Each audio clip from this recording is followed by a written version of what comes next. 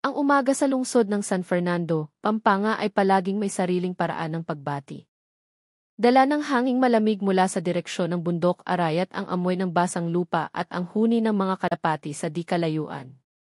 Sa gilid ng kalsadang patungong Mexico, nakatayo ang isang simpleng karinderya na tuwing umaga ay laging puno. Ang pangalan nito ay Bulaluhan ni Mang Carding.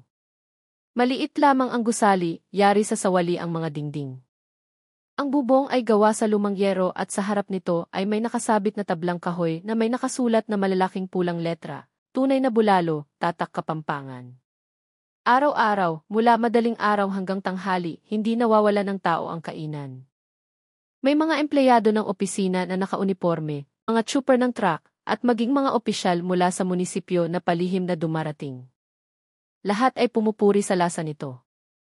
Ang sabaw ay malinaw ngunit malinamnam, ang karne ay malambot, at ang bango ng bawang ay nangingibabaw. Sabi ng mga tao, ang bulalo ni Mang Carding ay hindi lang pagkain, kundi isang alaala. Sino mang nakakain doon ay tiyak na babalik-balikan. Sa gitna ng ugong ng mga sasakyan at ingay ng mga mamimili, isang binata ang mag-isang nakaupo sa isang sulok ng karinderya. Ang pangalan niya ay Jose Reyes, ngunit mas kilala bilang Joy, isang estudyante sa huling taon ng kursong pamamahayag sa isang pampublikong unibersidad sa Pampanga. Payapa ang kanyang mukha, ngunit matalas ang kanyang mga mata, puno ng pag-usisa. Hindi siya naparoon dahil sa gutom, kundi dahil sa isang palaisipan. Ilang linggo nang pinag-uusapan sa social media at sa mga lokal na balita ang bulaluhan ni Mang Carding. Lahat ay pumupuri sa sarap nito.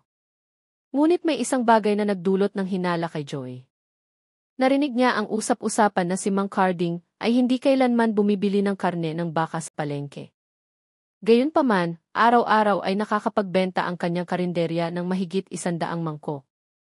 Naalala ni Joey ang kanyang pakikipag-usap sa isang magkakarne sa Pampanga Public Market. Sinabi ng tindero, ilang taon ko nang hindi nakikita si Carding na namimili ng karne rito. Nakapagtataka, pero laging marami ang stock niya. Mula roon, lumago ang pag-usisa ni Joey. Bilang isang magiging mamamahayag, sana siyang maghanap ng katotohanan sa likod ng mga bagay na tila karaniwan. Nais niyang malaman kung saan talaga nanggagaling ang karne. Ang malamig na hangin ng umaga ay naghatid ng amoy ng mainit na sabaw mula sa maliit na kusina ng karinderya. Pinagmasdan ni Joy si Mang Carding na abala sa paghahanda ng bulalo. Ang lalaking nasa edad 50 ay malaki ang katawan, maitim ang balat na sunog sa araw, at matalas ang tingin. Mabilis at tiyak ang bawat galaw ng kanyang mga kamay. Inihahanda niya ang bawat mangkok ng may pag-iingat, inaayos ang bihon, toj, kinsay, at mga hiwa ng nilagang karne bago buhusan ng kumukulong sabaw na mabango. Yumuko si Joy at tiningnan ang karne sa kanyang mangkok. Ang kulay nito ay medyo maputla, ang hibla ay pino, hindi tulad ng karaniwang karne ng baka na nakikita niya. Bahagyang nanginig ang kanyang puso. Sinubukan niyang pakalmahin ang sarili at dahan-dahang tumikim. Ang lasa ng sabaw ay talagang pambihira, malinaw, magaan, ngunit malinamnam at nag-iiwan ng mainit na pakiramdam sa lalamunan. Ang karne ay malambot, halos natutunaw sa bibig.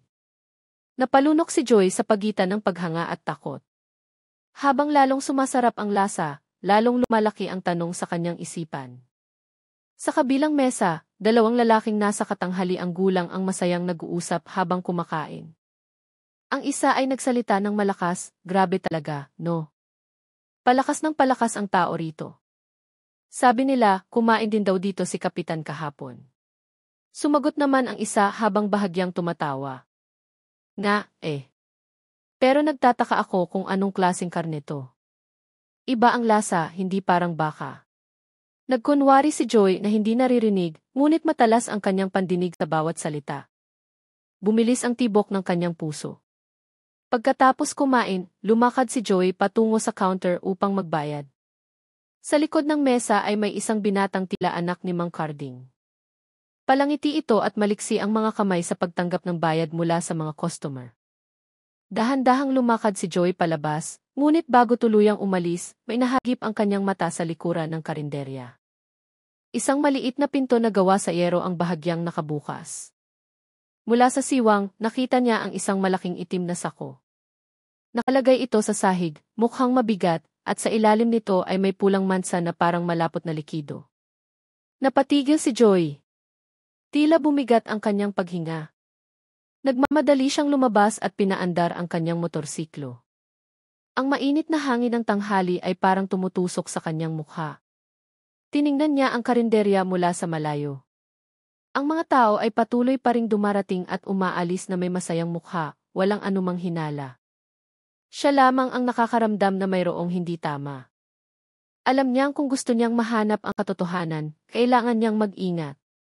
Ngunit sa kaibuturan ng kanyang puso, may kakaibang kutob siya na ang lihim ng karinderya ay mas madilim pa kaysa sa kanyang inaakala. Pababa na ang hapon. Dahan-dahang kumiling ang araw sa kanluran, kinukulayan ang langit ng malambot na kahel. Matagal na tinitigan ni Joy ang kalangitan.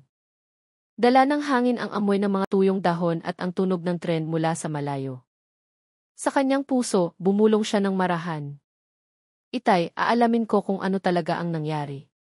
At ang maliit na hakbang na iyon sa araw na iyon ang naging simula ng isang mahabang paglalakbay na magpapabago sa kanyang buhay magpakailanman. Ang umaga sa lungsod ng San Fernando ay laging nagsisimula sa tunog ng buhay. Mula sa direksyon ng pampublikong palengke, maririnig ang tawag ng mga tindero, ang tunog ng mga kutsilyong nagtatagisan sa mga pwesto ng karne, at ang matapang na amoy ng mga pampalasa sa hangin. Dahan-dahang naglakad si Joy sa gitna ng maraming tao, may nakasukbit na bag sa kanyang balikat. Mukha siyang ordinaryo, na parabang isang mamimili lamang na naghahanap ng lulutuin. Ngunit ang kanyang isipan ay puno ng plano. Dumating siya hindi para mamili, kundi para maghanap ng sagot. Isang linggo na ang nakalipas mula nang una siyang bumisita sa bulaluhan ni Mang Carding, ngunit hindi pa rin nawawala ang kanyang pag-uusisa. Sa tuwing ipipikit niya ang kanyang mga mata, nakikita niya ang itim na sako sa likod ng karinderya, na mukhang mabigat at basa sa ilalim. Alam ni Joy na kung gusto niyang mahanap ang katotohanan, kailangan niyang magsimula sa pinagmumulan ng sangkap, at walang mas magandang lugar kaysa sa palengke. Huminto siya sa harap ng pinakamalaking pwesto ng karne sa dulo ng pasilyo. Isang lalaking nasa edad 60 ang naghahasa ng kutsilyo sa isang itim na bato. Makapal ang kanyang bigote, matigas ang mukha ngunit mukhang marunong. Lumapit si Joy nang may paggalang. Magandang umaga po. Mukhang marami po kayong customer ngayon. Lumingon sandali ang lalaki at bahagyang ngumiti. Magandang umaga, iho. Ang pangalan ko ay Lando. Kung gusto mo ng karne ng baka, kararating lang. Sariwa pa. Nagkunwari si Joy na tinitingnan ang mga hiwa ng karne sa mesa. Ngunit ang totoong gusto niyang itanong ay hindi tungkol sa presyo. Huminga siya ng malalim, sinubukang magsalita sa paraang kaswal. Mang Lando, madalas po akong kumain sa bulaluhan sa tabi ng daan papuntang Mexico. Yung kay Mang Carding. Alam niyo po ba yun? Agad na huminto ang kanyang kamay na naghihiwa ng karne. Naging matalas ang kanyang tingin. Tinitigan niya si Joy ng matagal bago sumagot ng marahan. Alam ko.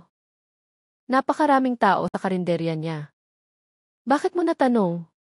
Sinubukan ni Joy na ngumiti. Gumagawa po ako ng desis tungkol sa mga sikat na pagkain dito sa Pampanga, Tay. Marami pong nagsasabi na pinakamasarap ang bulalo niya. Gusto ko lang po sanang malaman, karaniwan po ba, kaninong pwesto siya bumibili ng karne? Baka po alam ninyo. Hindi agad sumagot si Mang Lando. Ipinatong niya ang kanyang kutsilyo sa mesa at lumingon sa kaliwat kanan na parabang tinitiyak na walang nakakarinig. Pagkatapos ay bumaba ang kanyang boses. Iho, matagal nang hindi namimili rito ang taong yan. Dati, pero ngayon hindi na. Nakapagtataka nga. Lalo pang lumalakas ang karinderya niya, pero hindi naman bumibili ng karne ng baka sa palengke. Samantalang kung nakaka-100 mangkok siya sa isang araw, dapat marami siyang binibili. Mag-ingat ka, iho. Huwag kang masyadong magtanong tungkol sa kanya. Naramdaman ni Joy na tumayo ang kanyang mga balahibo. Napalunok siya at magalang na yumuko. Salamat po, Tay. Gusto ko lang pong malaman. Wala na pong iba. Tatalikod na sana siya para umalis, ngunit tinawag siya ni Mang Lando. Nagtrabaho kami dati sa isang matadero. Magaling yung taong iyon. Pero matigas ang ulo. Mula nang umalis siya doon, hindi na siya bumalik. Kung gusto mong malaman ang higit pa, bantayan mo kung sino ang dumarating sa karinderya niya sa gabi. Minsan, ang katotohanan ay dumarating kapag tulog na ang ibang tao. Ang mga salitang iyon ay tumatak sa isipan ni Joy habang papalabas siya ng palengke. Mainit ang hangin sa labas, ngunit nanginginig ang kanyang katawan. Sumakay siya sa kanyang motorsiklo at dahan-dahang umandar, nilagpasan ang mga lumang gusali sa Jose Abad Santos Avenue. Sa kanyang isipan, muling nabuo ang imahe ni Mang Carding, ang matigas na mukha, malalaking kamay, at ang itim na sako sa likod ng karinderya. Nagsimula siyang magtanong, ang lahat ba ng sarap na pinupuri ng mga tao ay binabayaran ng isang bagay na madilim? Pagsapit ng hapon, huminto si Joy sa isang maliit na kapihan na pag-aari ni Aling Nena malapit sa kanilang unibersidad. Ang babaeng nasa katanghaliang gulang ay kilalang palakaibigan at mahilig magkwento. Umorder si Joy ng kapeng barako at umupo sa isang bangkong kahoy. Lumapit si Aling Nena na may ngiti. Matagal kang hindi nagpakita, iho. Abala ka ba sa pag-aaral? Bahagyang umiti si Joy. Opo, Aling Nena. Marami pong gawain. Pero may itatanong po sana ako. Alam niyo po ba yung bulaluhan ni Mang Carding? Natigilan sandali ang babae at balisang tumingin sa paligid. Bakit mo naman naitanong yung lugar na iyon? Bumaba ang kanyang boses. Maingat na sumagot si Joy. Marami po kasing nagsasabi na masarap ang bulalo niya. Pero nagtataka po ako bakit hindi siya bumibili ng karne sa palengke. Huminga ng malalim si Aling Nena, tinitigan ang tasa ng kape sa kanyang kamay. Iho, dito sa San Fernando, may mga bagay na hindi lahat ng tao gustong pag-usapan. May mga lugar na mukhang masaya, pero kung alam mo lang ang laman, hindi ka maglalakas loob na dumaan. Dati, may nagtanong din tungkol sa karinderya na yan. Ngayon, ewan ko na kung nasaan siya. Naramdaman ni Joy ang mabilis na pagtibok ng kanyang puso. Gusto pa sana niyang magtanong, ngunit tinapik siya ni Aling Nena sa balikat. Hayaan mo na, iho. Minsan, hindi lahat ng tanong ay kailangang masagot. Mas mabuti pang umuwi ka na. Ngunit ang mga salitang iyon ay lalo lamang nagpatibay sa determinasyon ni Joy. Alam niyang may malaking bagay sa likod ng karinderya na iyon. Mamayang gabi, darating siya ng mas maaga bago pa magbukas ang kainan. Gusto niyang makita kung sino ang darating at kung saan nanggagaling ang itim na sako. Habang papalubog ang araw sa kalangitan ng San Fernando, dinala ng hangin ang mahinang tunog ng kampana para sa Angelus. Sa mukha ni Joy, mababanaag ang isang determinasyon na hindi na mapipigilan. Hindi niya alam kung anong panganib ang naghihintay sa kanya, ngunit ang kanyang mga hakbang ay hindi na maaaring umatras. Ang gabi sa lungsod ng San Fernando ay dahan-dahang bumaba na parang isang madilim na kortinang tumatakip sa kalangitan. Mahalumigmig ang hangin at ang huni ng mga kuliglig ay nagmumula sa mga sagingan sa likod bahay ng mga residente. Nakatayo si Joy sa isang maliit na kanto malapit sa highway papuntang Mexico, nakasuot ng itim na jacket at sombrero. Ang kanyang mga mata ay nakatuon sa bulaluhan ni Mang Carding, na sarado na mula pa noong mag-Agosto. Patay ang ilaw sa harapan, at tanging isang malamlam na liwanag lamang ang nagmumula sa kusina sa likod. Sa kanyang kamay, handa nang mag-record ang kanyang cellphone. Hindi siya nag-iisa ngayong gabi. Si Marco, ang kanyang matalik na kaibigan at kasama sa boarding house, ay nakatayo sa tabi niya na may tensyon sa mukha. Bumulong si Joy ng marahan. Marco, sigurado ka bang sasama ka? Pwedeng mapahamak tayo rito. Huminga ng malalim si Marco at marahang sumagot. Kung baliw ka, kailangan ko ring maging baliw. Pero pag nahuli tayo, mauna akong tumakbo, ha? Bahagyang umiti si Joy. Sapat na iyon para bahagyang mabawasan ang tensyon. Pareho silang yumuko at nagtago sa likod ng isang saradong tindahan. Mula sa malayo, tahimik ang bulaluhan. Tanging ang tunog ng mga dagang tumatakbo sa yero ang maririnig. Mabagal ang takbo ng oras. Hanggang sa bandang 9:00 ng gabi, may narinig silang tunog ng makina ng sasakyan na papalapit mula sa malaking kalsada. Agad na nanigas ang 2 pares ng mata. Isang itim na pickup truck ang huminto sa likod ng karinderya. Pinatay ang mga ilaw nito, ngunit malinaw ang tunog ng pinto. 3 lalaki ang bumaba mula sa sasakyan. Nakasuot sila ng madilim na jacket at guwantes. Walang maraming salita, ibinaba nila ang ilang malalaking itim na sako mula sa likod ng truck. Pinigil ni Joey ang kanyang hininga. Mula sa kanilang distansya, nakita niya ang pulang likido na tumutulo mula sa isa sa mga sako at bumabagsak sa lupa. Bumilis ang tibok ng kanyang puso. Yumuko si Marco, maputla ang mukha. Dahan-dahang itinaas ni Joey ang kanyang cellphone, nagre-record mula sa likod ng pader ng kahoy. Nanginginig ang imahe dahil sa panginginig ng kanyang mga kamay. Mula sa pinto sa likod, lumabas si Mang Carding. Ang kanyang malaking katawan ay nakatayo sa ilalim ng dilaw na ilaw ng kusina. Sumenyas siya gamit ang kamay na ipasok ang mga sako. Matigas ang kanyang mga kilos, matalas ang kanyang mga mata. Nagkatinginan sina Joey at Marco. Bumulong si Marco, ganyan yung sako na nakita mo noong araw. Tumango si Joey. At ngayon alam ko nang sa gabi sila dumarating. Patuloy silang nag-record, sinusubukang huwag gumawa ng anumang ingay. Ngunit ang kamalasan ay dumating ng hindi inaasahan. Isang pusa ang tumalon mula sa tumpok ng mga karton malapit sa kanila at natabig ang isang basyong lata. Ang ingay na iyon ay bumasag sa katahimikan ng gabi. Mabilis na lumingon ang isa sa mga lalaki malapit sa truck. Tumingin ang kanyang mga mata sa direksyon kung saan sila nagtatago. Napalunok si Joey at mabilis na bumulong. Marco, takbo. Agad silang tumakbo sa isang makitid na eskinita sa gilid ng karinderya. Narinig ang tunog ng mabibigat na yabag na humahabol. Isang sigaw ang umalinggaw sa likuran. Hoy, huminto kayo. Tumakbo si Joey ng buong lakas. Humahabol ang kanyang hininga. Malamig na pawis ang dumaloy sa kanyang sentido. Madilim ang eskinita, puno ng mga bato at putik. Halos madulas si Marco, ngunit hinila siya ni Joey sa braso. Patuloy silang tumakbo hanggang sa marating ang isang mas mataong kalsada. Sa di kalayuan, dumadaan ang mga ilaw ng sasakyan sa malaking kalsada. Lumingon sandali si Joey. Mula sa direksyon ng karinderyerya, nakita si Mang Carding na nakatayo sa harap ng pinto. Matigas ang kanyang mukha, matalas ang mga mata, nakatingin sa kanilang direksyon. Ang tingin na iyon ay hindi tingin ng ordinaryong galit, kundi tingin ng isang taong alam na kung sino ang dapat alisin. Napalunok si Joey. Alam niya ngayong gabi, lumampas na sila sa guhit. Wala nang atrasan.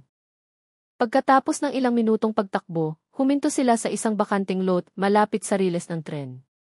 Kapos ang hininga, mabilis ang pagtaas-baba ng dibdib.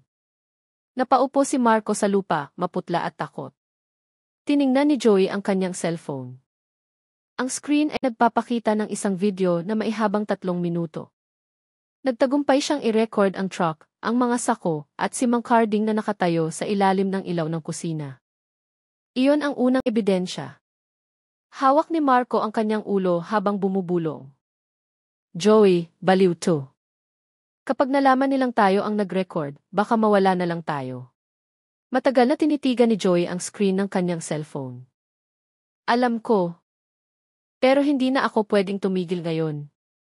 Mayroon tayong kailangang ibunyag. Ang malamig na hangin ng gabi ay nagdala ng amoy ng lupa at ang tunog ng dumaan na tren. Tumingin si Joey sa madilim na langit sa itaas. Sa kanyang puso, lumago ang malalim na takot, ngunit kasabay nito ay isang matibay na determinasyon. Ano man ang itinatago sa likod ng mga itim na sako, hahanapin niya.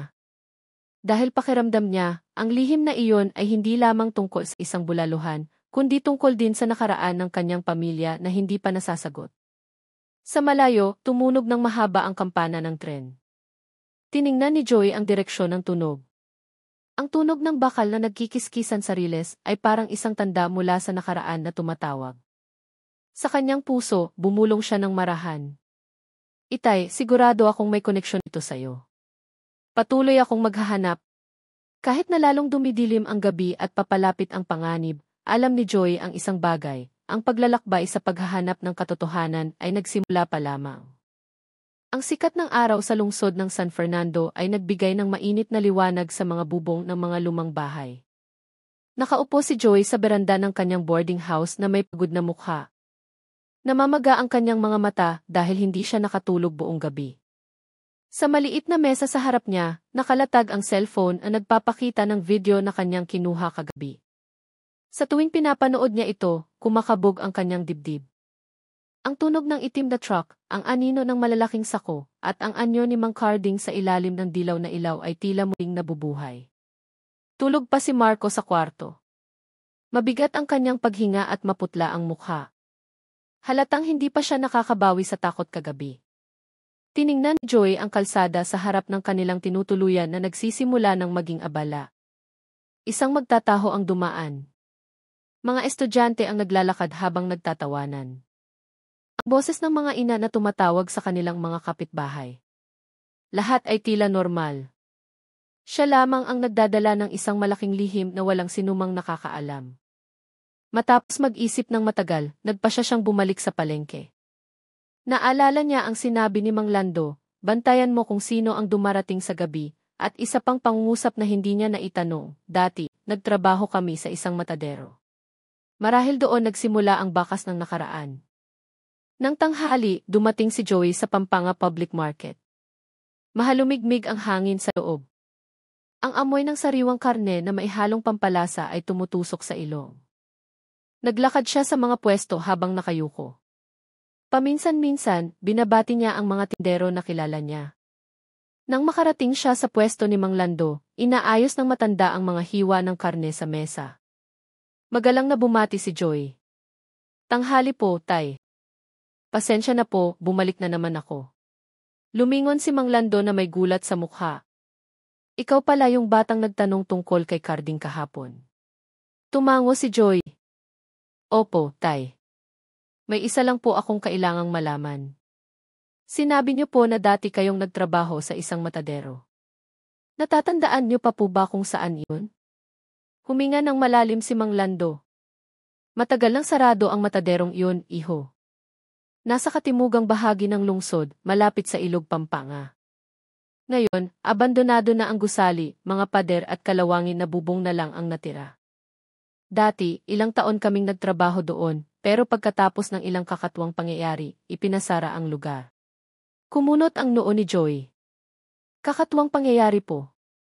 Tumingin ang matanda sa paligid at yumuko palapit. Maraming manggagawa ang nawala ng walang balita.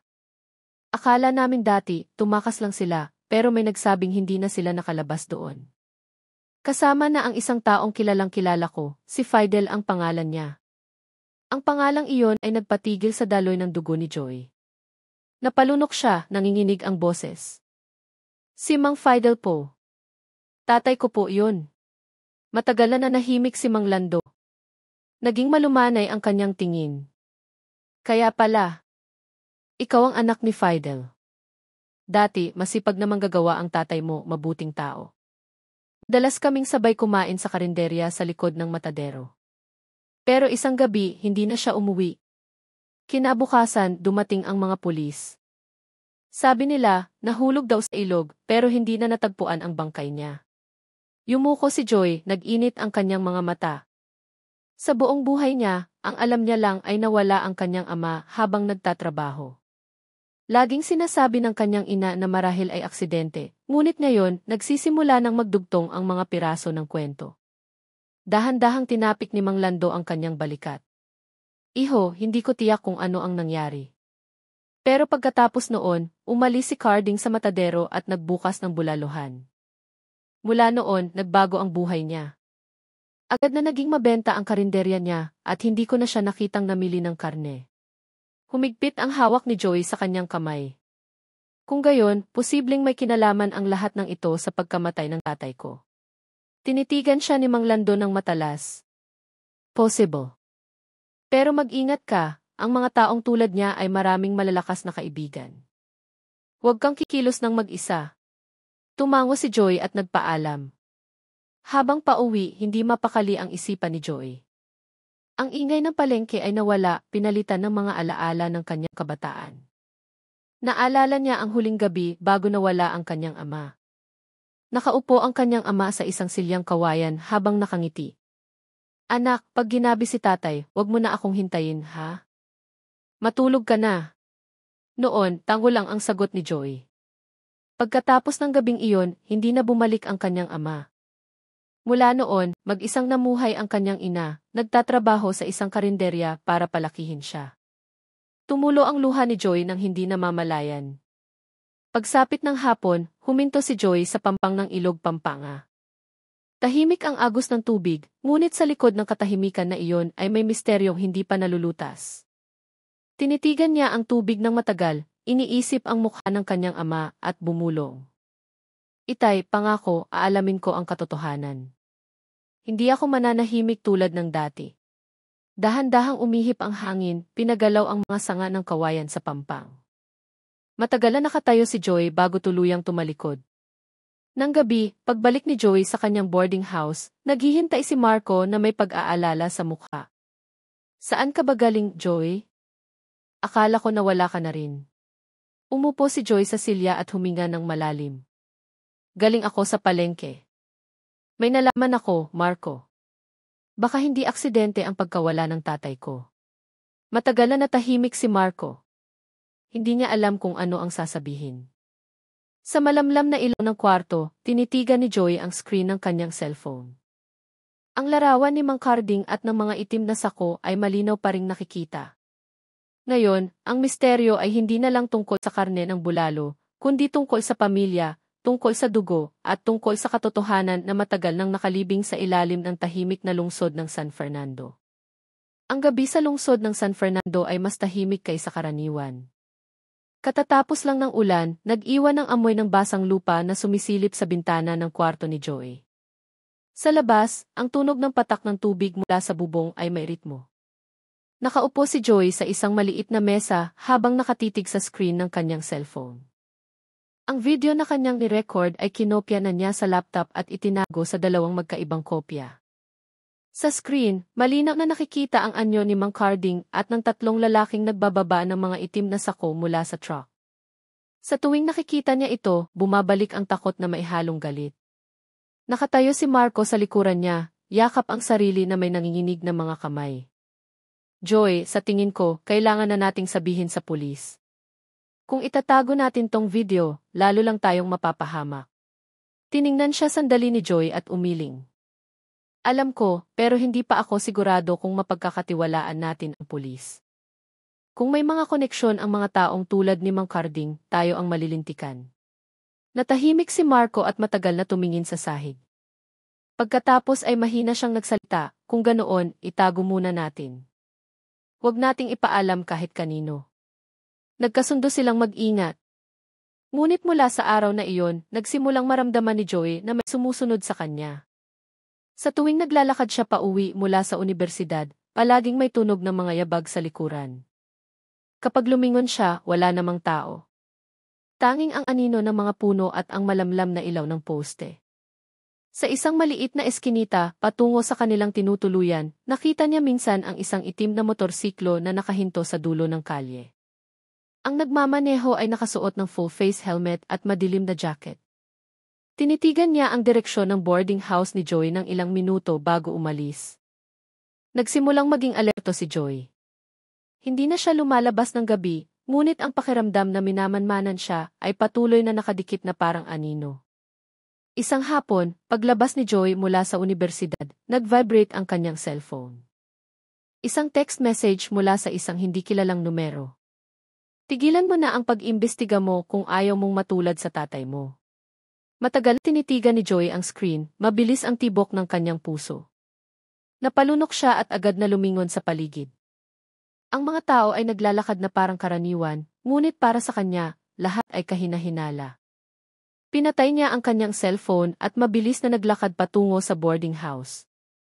Pagdating niya, nakaupo si Marco sa kama na may tensyon sa mukha. May kakaiba, Joy. Kanina, may kumatok sa pinto at hinahanap ka. Sabi, may delivery daw. Pero pagbukas ko ng pinto, wala na siya. Natahimik si Joy. Nagkatinginan sila ng walang salita. Tanging ang tunog ng ulan sa labas ang maririnig. Nang gabi, nagpa siya si Joy na magbantay. Umupo siya malapit sa bintana habang hawak ang cellphone. Ang malamig na hangin ay gumagapang papasok. Bandang 2:00 ng madaling araw, narinig niya ang tunog ng motorsiklo na huminto sa tapat ng kanilang tinutuluyan. Dahan-dahan siyang sumilip mula sa siwang ng kurtina. Isang itim na motorsiklo ang nakaparada na walang ilaw. Dalawang lalaking nakaitim na jacket ang nakatayo malapit sa gate. Ang isa ay nakatingin sa direksyon ng kwarto ni Joy. Pinigil ni Joy ang kanyang hininga. Dahan-dahan niyang ginising si Marco. Marco, gising. May mga tao sa labas. Si Marco, na antok pa, ay agad na tumingin sa bintana. Maputla ang kanyang mukha. Pareho silang tahimik, sumisilip lamang mula sa likod ng kurtina. Pagkatapos ng ilang minuto, sumakay ang dalawang lalaki sa motorsiklo at umalis.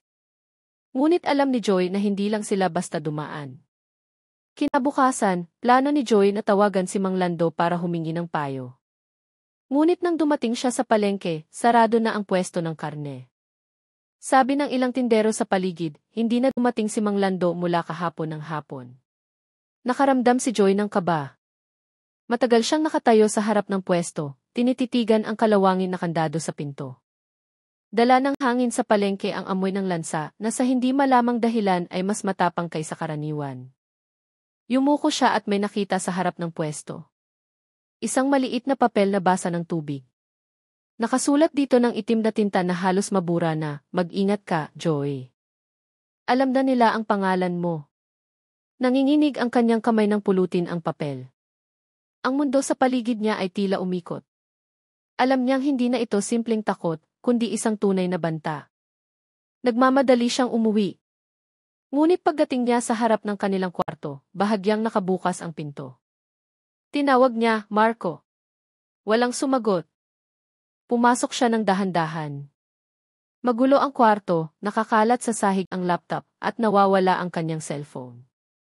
Sa ibabaw ng mesa ay may isang punit na papel. Ang sulat dito ay padalos-dalos at nanginginig. "Joy, pasensya na, kailangan kong umalis. Huwag mo na akong hanapin." Napaupo si Joy sa silya. Namutla ang kanyang mukha. Alam niyang hindi aalis si Marco nang walang paalam. Lahat ay napakabilis, napakatahimik. Matagal niyang tinitigan ang papel at hinigpitan ang hawak. Sa kanyang puso may iisang pangungusap. Nagsimula na silang kumilos. At marahil, si Marco ang unang biktima. Nang gabing iyon, mag-isang nakaupo si Joy sa madilim na kwarto. Ang hangin ay umiihip sa siwang ng bintana, dala ang huni ng mga insekto mula sa labas. Magulo ang kanyang isipan, takot at galit ang naghahalo. Ngunit sa likod ng lahat ng iyon, may isang maliit na boses na patuloy na bumubulong. Kung hihinto siya ngayon, lahat ng sakripisyo ay mawawala ng saysay.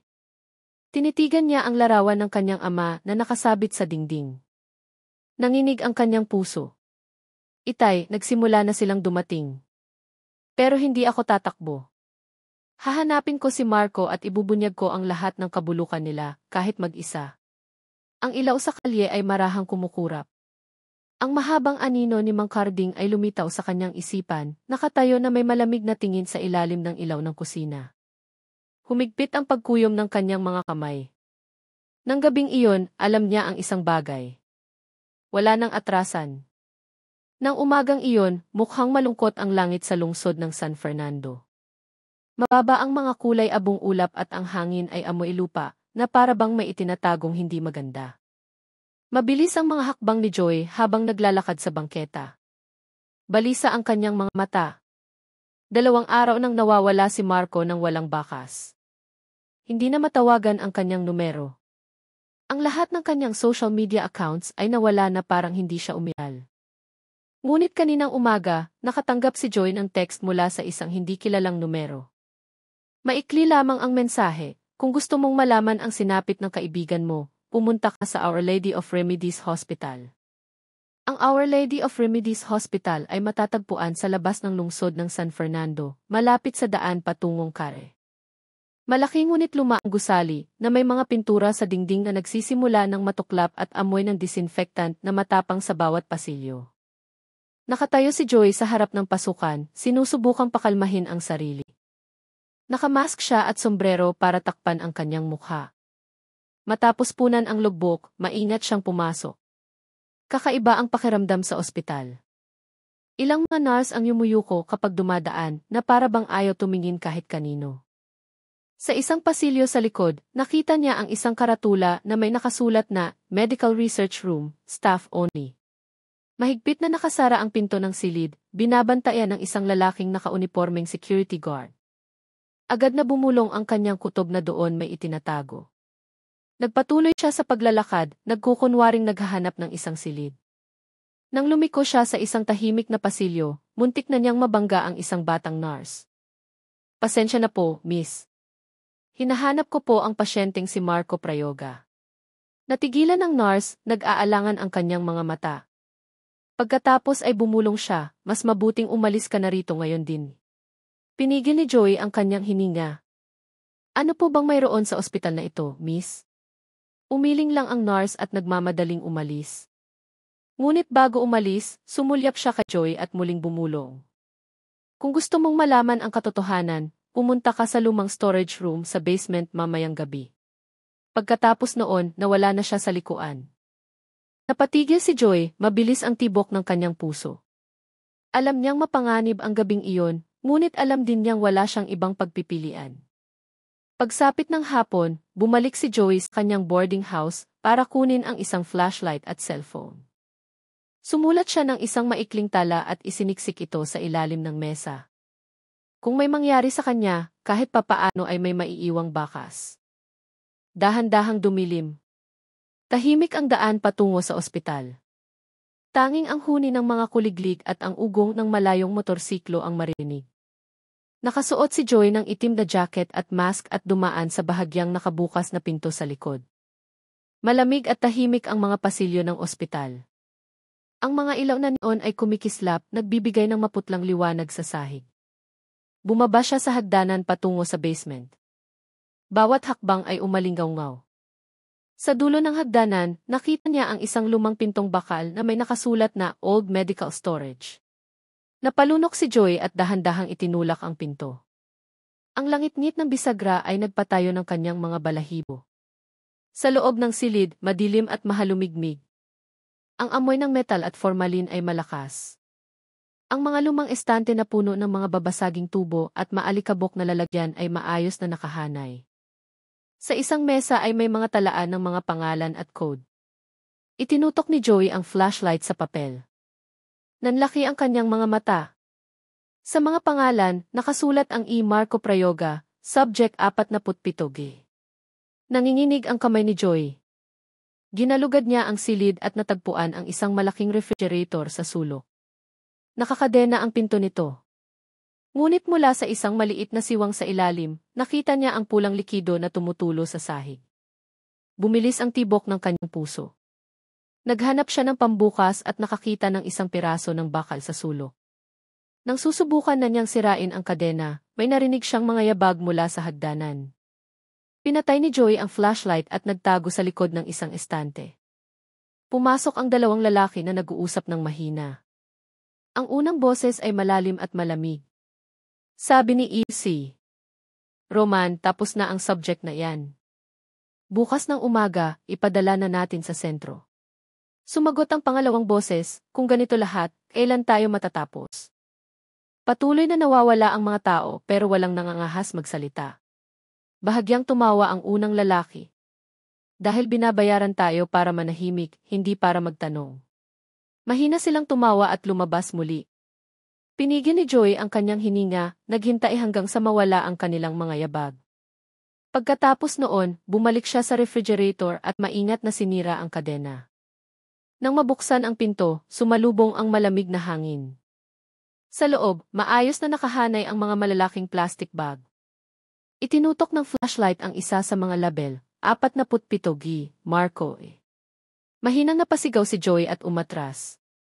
Nagluha ang kanyang mga mata, nanginginig ang buong katawan. Ngunit nang itutok niya ng mas malapit, ang bag ay naglalaman lamang ng mga duguan na tela, hindi katawan ng tao. May isang maliit na tala sa loob ng plastik, buhay pa. Inilipat sa silid ni Harun. Ang pangalang iyon ay nagpasikip sa dibdib ni Joey. Narinig na niya mula kay Mang Lando na noong unang panahon, may isang doktor na nagngangalang Harun na sangkot sa isang dilim na pananaliksik sa matadero. Kung gayon, nagpapatuloy pa rin ang lahat, lumipat lamang ng lugar mula sa matadero patungo sa ospital. Nanginginig na isinara ni Joey ang refrigerator at tumakbo palabas ng silid. Ngunit pagdating niya sa dulo ng hagdanan, may nakatayo roon. Isang matangkad na lalaking nakaputing coat ng doktor, na may kalmadong ngunit malamig na mukha. Isang bahagyang ngiti ang lumitaw sa kanyang mga labi. Ikaw siguro si Joy, no? Malumanay ang kanyang boses ngunit nagpatayo ng mga balahibo. Maligayang pagdating sa lugar kung saan lahat ng lihim ay nabubunyag. Ako si UC. Roman. Nanigas si Joy sa kanyang kinatatayuan. Sumisigaw ang kanyang puso na tumakbo, ngunit hindi niya maigalaw ang kanyang mga paa. At nang gabing iyon, sa basement ng lumang ospital, napagtanto niyang kaharap na niya ang taong pinagmumulan ng lahat ng kadiliman sa likod ng bulaluhan ni Mang Carding. Tahimik ang basement ng ospital. Tanging ang mahinang ugong mula sa lumang air conditioner ang maririnig. Ang ilaw sa itaas ay kumikislap, nagkakalat ng maputlang liwanag na tumatama sa malamig na mukha ni Izzy. Roman. Dahan-dahang lumakad ang lalaki palapit. Ang tunog ng kanyang sapatos ay umalinggaw sa basang sahig. Kalmado pa rin ang kanyang ngiti, ngunit ang kanyang mga mata ay matalas na parang sa isang ahas.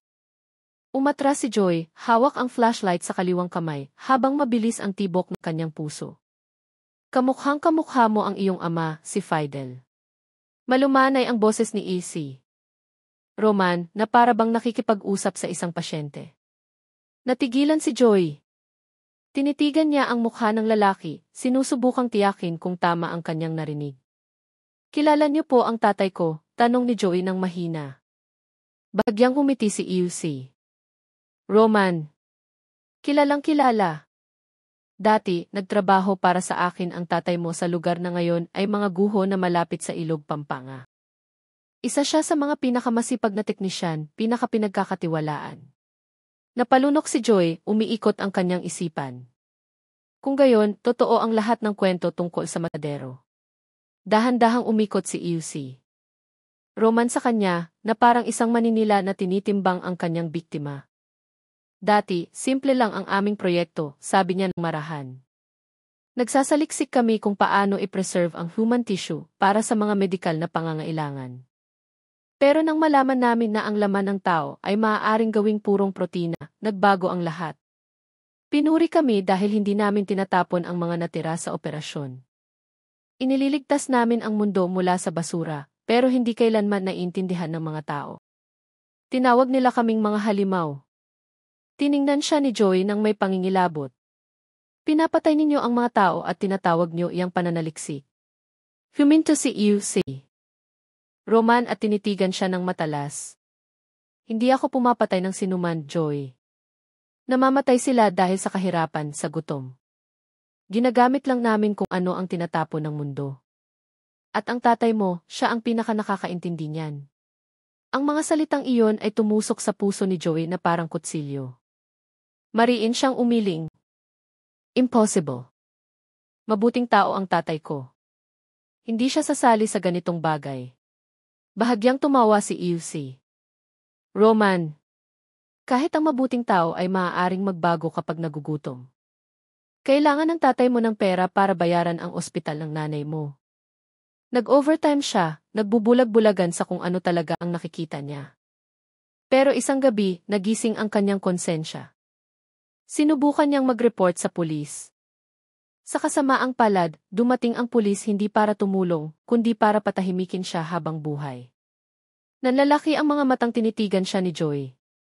Humihingal siya. Kaya kayo ang pumatay sa tatay ko. Umiling si Izzy. Roman. Hindi ako. Nanonood lang ako.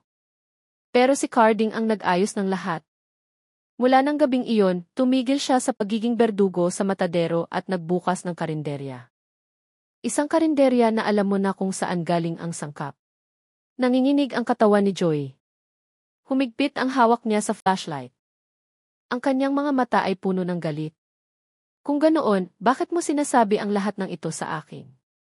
Lumapit pa si Izzy. Roman. Halos bumubulong na ang kanyang boses. Dahil ayaw kong ulitin ang parehong pagkakamali. Matalino kang bata. Nakita ko sa mga security camera. Kung paano ka nakapasok dito ng mag-isa. Pwede kang maging bahagi namin, Joy. Kalimutan mo na ang lahat ng nangyari. Bibigyan kita ng lugar, pera at proteksyon. Kailangan mo lang manahimik. Matagal na tinitigan ni Joy ang lalaki. Sa kanyang puso may takot, galit at pagkasuklam na naghahalo. Dahan-dahan siyang umiling. Hindi. Hindi ako mananahimik tulad ng tatay ko. Ibubunyag ko ang lahat. Huminga ng malalim si Ilse. Roman at sinabing, sayang naman. Akala ko, ang dugo ni Fidel ay dumadaloy pa rin na may parehong talino. Bigla, mula sa likod ng isang estante, narinig ang mabilis na mga yabag. Lumabas ang dalawang lalaking nakaunipormeng security guard, may dalang posas at tranquilizer gun. Sumenya si Ilse. Roman. Hulihin siya, pero huwag saktan. Kailangan ko pa siyang buhay. Mabilis na umatras si Joy, sinipa ang isang mesa hanggang sa mabasag ang mga bote. Tumakbo siya patungo sa hagdanan habang iniiwasan ang putok ng tranquilizer na tumama sa pader. Humahabol ang kanyang hininga. Binangga niya ang pinto palabas, tumakbo sa mahabang pasilyo ng tahimik na ospital. Narinig ang mga yabag ng mga gwardya sa likuran, sinundan ng kalmado ngunit nakakatakot na boses ni Ilse. Roman. Hindi ka makakalayo, Joy. Hindi maniniwala ang mundo sa labas sa isang batang tulad mo. Tumakbo si Joy palabas sa likod bahay. Ang malamig na hangin ng gabi ay sumalubong sa kanya. Patuloy siyang tumakbo nang hindi lumilingon hanggang sa marating ang isang bakod na kawad at umakyat palabas. Mabigat ang kanyang paghinga, parang nasusunog ang kanyang dibdib. Mula sa malayo, ang mga ilaw ng ospital ay nananatiling malamlam na parang mga matang patuloy na nagmamasid. Yumuko siya sa likod ng mga puno, tinitingnan ang gusali na may malabong paningin. Tumulo ang kanyang mga luha hindi lang dahil sa takot, kundi dahil sa pagkawala na ngayon ay naging totoo. Ang kanyang ama ay hindi namatay sa aksidente. Namatay siya dahil naglakas loob siyang lumaban. Nang gabing iyon, sa gilid ng tahimik na daan sa labas ng San Fernando, nangako si Joy sa kanyang sarili. Hindi siya titigil hanggang sa mabunyag ang katotohanan. Gaano man karaming buhay ang kailangang isakripisyo. Ang langit sa lungsod ng San Fernando ay mukhang malambot. Isang manipis na hamog ang nakabitin pa rin sa mga palayan at ang amoy ng basang lupa ay maihalong bango ng mga bulaklak ng kalachochi mula sa mga hardin. Dahan-dahang naglakad si Joy sa isang daan sa baryo. Mabigat ang kanyang mga hakbang, ngunit buo na ang kanyang puso. Pagkatapos ng nangyari sa ospital, alam niyang hindi na magiging payapa ang kanyang buhay. Ngunit sa gitna ng takot, may isang maliit na liwanag na gumagabay sa kanya. Naalala niya ang huling sinabi ni Ilse. Roman, bago kami maghiwalay, nagtrabaho ang tatay mo malapit sa Ilog Pampanga. Hanapin mo ang isang taong nagngangalang Mang Nestor. Alam niya ang lahat. Ang pangalang iyon ay patuloy na umalinggaw sa kanyang isipan. Si Mang Nestor, ang matandang kaibigan ng kanyang ama na kilala bilang matalino at tahimik. Nakita na ni Joy ang kanilang larawan noong bata pa sila, nakangiti sa harap ng lumang matadero. Mula nang mawala ang kanyang ama, hindi na rin nakita ang lalaking iyon. Ngayon, desidido si Joy na hanapin siya. Matapos ang halos 2 oras na biyahe gamit ang hiniram na motorsiklo, nakarating siya sa isang maliit na barangay na nagngangalang Sta. Lucia. Malamig ang hangin at ang huni ng mga ibon ay maririnig mula sa malayo. Sa gitna ng mga kawayanan, nakita niya ang isang lumang bahay na kahoy na nakatayo ng mag-isa. Ang bubong ay tinubuan na ng lumot. Ngunit sa harap ng bahay, may isang silyang kawayan na may isang tasa ng kape na umuusok pa. Huminto si Joy sa harap ng bakod na kawayan at dahan-dahang tumingin. Mula sa loob ng bahay, lumabas ang isang matandang lalaki. Puti na ang kanyang buhok, puno ng kulubot ang mukha, ngunit malinaw ang kanyang mga mata. Matagal siyang tinitigan bago bahagyang umiti. Ikaw siguro ang anak ni Fidel. Malalim ngunit mainit ang kanyang boses. Natigilan si Joy. Kilala niyo po ang tatay ko? Dahan-dahang tumango ang lalaki. Magkasama kaming nagtrabaho ng tatay mo. Matagal ko nang hinihintay na may darating para magtanong tungkol sa kanya. Umupo sila sa beranda. Dahan-dahang hinipan ng hangin ang mga dahon ng teka. Nagsalin si Mang Nestor ng kape sa 2 tasang luwad. Ang amoy na mapait-tamis ay pumuno sa hangin. Mabuting tao ang tatay mo, Joy, sabi niya habang nakatingin sa malawak na palayan. Hindi dapat siya namatay sa ganoong paraan. Pero hindi rin siya perpektong tao. Masyado siyang tapat sa isang maruming mundo. Yumuko si Joy, tinitigan ang tasa sa kanyang kamay. Gusto ko pong malaman, Tay, ano po ba talaga ang nangyari? Sino po ang may gawa ng lahat ng ito? Matagalan na nahimik si Mang Nestor bago sumagot. Noon, nagtatrabaho kami sa isang proyekto ng gobyerno. Sabi nila, pananaliksik daw sa synthetic meat para sa murang pagkain. Pero habang tumatagal, nalaman naming may itinatago. Ang karne ay hindi synthetic. Galing ito sa isang proseso na hindi dapat gawin ng tao. Ang tatay mo ang unang kaalam at gustong itigil ang lahat. Dahan-dahang tumango si Joy. Sumikip ang kanyang dibdib. Si Ilchi. Roman. Siya ang pinuno ng proyekto. Matalinong tao pero uhaw sa kapangyarihan. Matapos tumanggi ang tatay mo, nagsimula siyang mawala ng tiwala. Si Carding, na dating tauhan ng tatay mo, ang pumalit. Mula noon, nagbago ang lahat. Umihip ang hangin at pinagalaw ang mga dahon sa hardin. Tiningnan ni Joy ang matanda na may pag-asa. Kung gayon, alam niyo po ba kung saan nila itinatago ang lahat ng ito ngayon? Huminga ng malalim si Mang Nestor. Hindi ko tiyak, pero ilang buwan na ang nakalipas, nakita ko ang isang truck na pumunta sa isang lumang bodega sa gilid ng kagubatan sa Arayat. Sabi nila, ginagamit daw ang lugar para sa mga materyales ng pananaliksik. Pero kung tama ang hinala ko, doon nakatago ang lahat ng lihim. Isinulat ni Joy ang address sa kanyang cellphone. Sa kanyang puso, lumago ang takot, ngunit kasama nito ay isang bagong tapang. Alam niyang mapanganib ang susunod na hakbang, ngunit sa pagkakataong ito, hindi siya nag-iisa. Tinitigan siya ni Mang Nestor ng may malumanay na mga mata. Joy, hindi kailangan ng mundong ito ng mas maraming galit. Kung talagang gusto mong maghanap ng hustisya, gawin mo ito ng may malinis na puso. Huwag mong hayaang ang galit ay gawin kang katulad nila. Dahan-dahang tumango si Joy. Hindi ko po gustong maghiganti, Tay. Gusto ko lang na lumabas ang katotohanan. Bahagyang humiti ang matanda at tumayo, tinapik ang kanyang balikat. Ang mga salitang iyan ay madalas ding sabihin ng tatay mo. Marahil, ang kanyang dugo ay talagang malakas na dumadaloy sa iyo. Bago umalis, iniabot ni Mang Nestor ang isang maliit na brown na sobre. Sa loob nito ay may isang lumang larawan na nagpapakita sa ama ni Joy, si Mang Nestor, at ilang iba pang lalaki na nakatayo sa harap ng isang karatula na may nakasulat na Wijaya Nutrition Project 2002. Sa kanang sulok ng larawan ay nakatayo si Ilse, Roman at si Carding na may malapad na ngiti.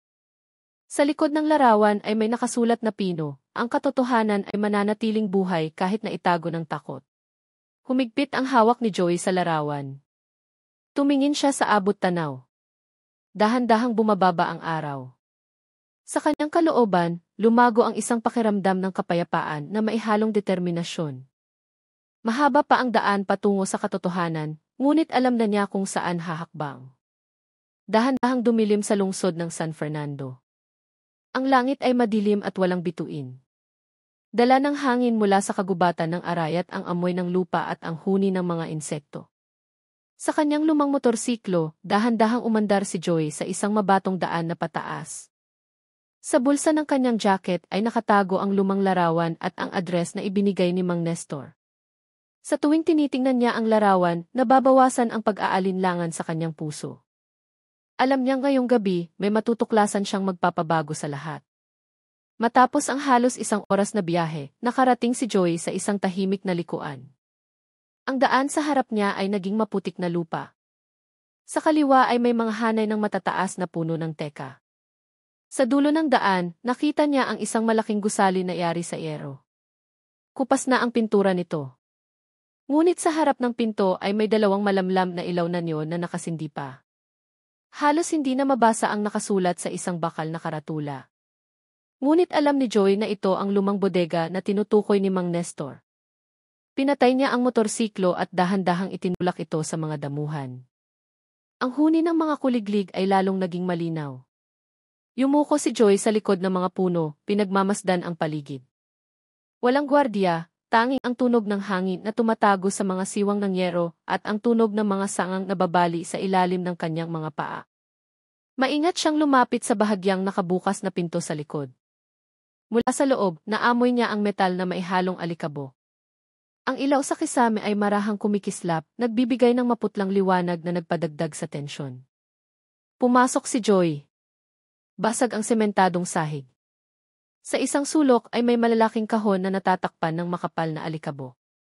Binuksan niya ang isang kahon at natagpuan ang mga lumang papel. Nakasulat sa itaas ang Wijaya Nutrition Project, Phase 2005. Mabilis na binasa ni Joy. Ang ulat ay naglalaman ng mga resulta ng pananaliksik tungkol sa alternatibong protina mula sa hayop na may pirma ni Easy. Roman sa huling pahina. Ngunit sa ilalim ng pirma ay may isang maliit na tala na may pulang tinta, pagsisimula ng distribusyon sa pribadong sektor sa susunod na buwan. Kumunot ang noo ni Joy. Alam niyang hindi ito isang ordinaryong proyekto ng gobyerno. May itinatago. Bigla, may narinig siyang mga yabag mula sa harap. Pinigil ni Joy ang kanyang hininga. Nagtago siya sa likod ng isang malaking kahon at pinatay ang flashlight. Pumasok ang dalawang lalaki na nag-uusap ng mahina. Ang kanilang boses ay malalim at nagmamadali. Kailangan nating magmadali, sabi ng isa. Hindi dapat makuha ng sinuman ang mga lumang dokumentong ito. Masyado nang maraming nakakaalam. Nakilala ni Joy ang boses na iyon. Si Carding, ang taong binanggit ni Mang Nestor. Maingat siyang nakinig. Lumakad si Carding sa isang malaking mesa sa gitna, binuksan ang ilang folder, at inilagay ang mga ito sa isang bag. Ang kasama niya ay nagsalita ng may pag-aalala, kung malalaman ni Easy. Roman na kumalat ito, yari tayo. Sumagot si Carding, huwag kang mag-alala, bukas susunugin na ang lahat. Walang maiiwang ebidensya. Humigpit ang hawak ni Joey sa kanyang cellphone. Tahimik niyang binuksan ang kamera mula sa likod ng kahon, ni-record ang lahat ng nangyayari. Bawat salita nila ay malinaw na naitala, ngunit nang susubukan na niyang gumalaw para kumuha ng mas malapit na kuha, nasagi ng kanyang tuhod ang isang lata sa sahig. Ang maliit na kalansing ay bumasag sa katahimikan. Agad na lumingon ang dalawang lalaki. Sino yan? Malakas at matalas ang boses ni Carding. Kinuha niya ang isang flashlight at itinutok sa direksyon ng ingay. Isang puting liwanag ang gumalugad sa silid. Pinigil ni Joy ang kanyang hininga sa likod ng kahon. Nanginginig ang kanyang katawan, ngunit papalapit ang liwanag. Dahan-dahang lumakad si Carding habang hawak ang isang maliit na baril. Alam ni Joy na kung mananatili siyang nagtatago, mahuhuli siya. Sa isang mabilis na kilos, ibinato ni Joy ang isang lumang papel sa ilaw sa kisam. Nabasag ang ilaw, naging ganap na madilim ang silid. Tumakbo siya palabas sa isang makitid na pasilyo patungo sa pinto sa likod. Narinig ang tunog ng putok at sigaw mula sa loob ng bodega. Yumuko si Joy at patuloy na tumakbo, tinahak ang basang damuhan at matutulis na sanga na tumatama sa kanyang mukha. Tumakbo siya hanggang sa marating ang pampang ng isang liit na ilog sa likod ng kagubatan. Humihingal siya, nanginginig ang katawan. Tiningnan niya ang cellphone sa kanyang kamay. Nakasave pa rin ang video. Tiningnan ni Joy ang screen na may namumuong luha. Ang ebidensyang iyon ay maaaring magligtas ng maraming tao, ngunit maaari ring maglagay sa panganib ng kanyang buhay. Mula sa malayo, narinig ang tunog ng makina ng sasakyan. Isang malakas na ilaw ang tumagos sa hamog, gumagalaw patungo sa kagubatan.